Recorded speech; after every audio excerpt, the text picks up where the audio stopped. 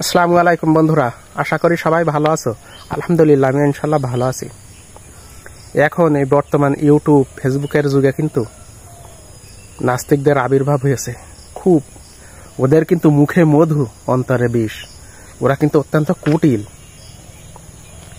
ওরা নিজেদের অনেক জ্ঞানী গুণী এবং পণ্ডিত ভাবে, আসলে কিন্তু ধর্ম অবিশ্বাস করলেই সেই জ্ঞানী গুণী পণ্ডিত না।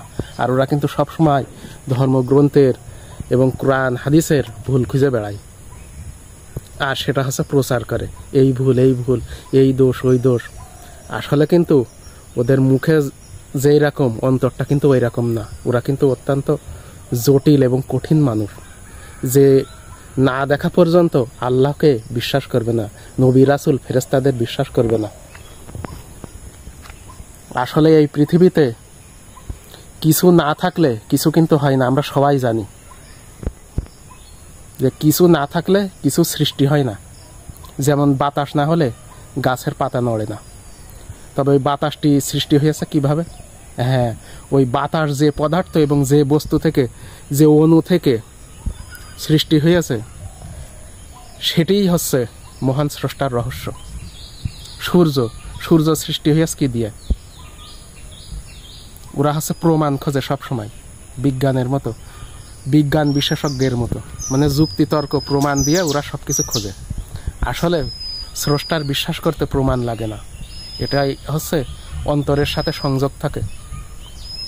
মহান রাব্বুল আলামিন আমাদের যে সৃষ্টি করেছেন, আমরা এই যে দুচোখ দিয়ে এই আসমান জমিন নক্ষত্র সাগর নদী পর্বত মরুভূমি তৃণ লতা পাতা জন্ম মৃত্যু রোগ শোক সব কিছু দেখছি, এর ভিতর থেকেই আমরা স্রষ্টার পরিচয় পাচ্ছি। এটি হচ্ছে বাস্তব কথা। ওরা হচ্ছে মাটি দেখবে, মাটি দেখে এই মাটিটি হচ্ছে কি দিয়ে সৃষ্টি। এবার আমি যদি এই মাটিকে, যে এই মাটি কি দিয়ে সৃষ্টি হয়েছে না দেখা পর্যন্ত আমি মাটি বিশ্বাস করব না, এটি কি হবে? আমি তো মাটি দেখছি, মাটি বিশ্বাস করছি। আমি পানি দেখছি, যদি বলি যে পানি কি দিয়ে সৃষ্টি হয়েছে না দেখা পর্যন্ত আমি পানি বিশ্বাস করব না।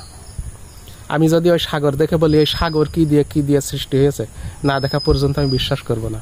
আমি যদি বলি এই পর্বত কি দিয়ে সৃষ্টি হয়েছে না দেখা পর্যন্ত বিশ্বাস করব না। যদি বলি যে চন্দ্র নক্ষত্র বা সূর্য কিরণ কি দিয়ে সৃষ্টি হয়েছে না দেখা পর্যন্ত বিশ্বাস করব না। আসলে আল্লাহ রাব্বুল আলামিন ফেরেশতা যদি ওদের সামনে এসে দেখা দেয়, কথা বলে, তখন ওরা বলবে যে তুমি আল্লাহ কি দিয়ে সৃষ্টি, সেই জিনিস কি দিয়ে সৃষ্টি, সেই জিনিস কি দিয়ে সৃষ্টি। এইভাবে তারা ওই সেই গুড়া খুঁজতেই চাইবে। আসলে স্রষ্টার সাথে আমরা সৃষ্টি হয়ে কিন্তু প্রতিযোগিতা খাটে না। তিনি অনন্ত অসীম মহান, তিনি আছেন, ছিলেন এবং থাকবেন। আমরা মানুষ অস্থায়ী, আমরা চিরদিন থাকব না। তাই ধর্ম বিশ্বাসের ভিতরে একটি কিন্তু সুখ শান্তি এবং আনন্দ আছে এবং কল্যাণ আছে।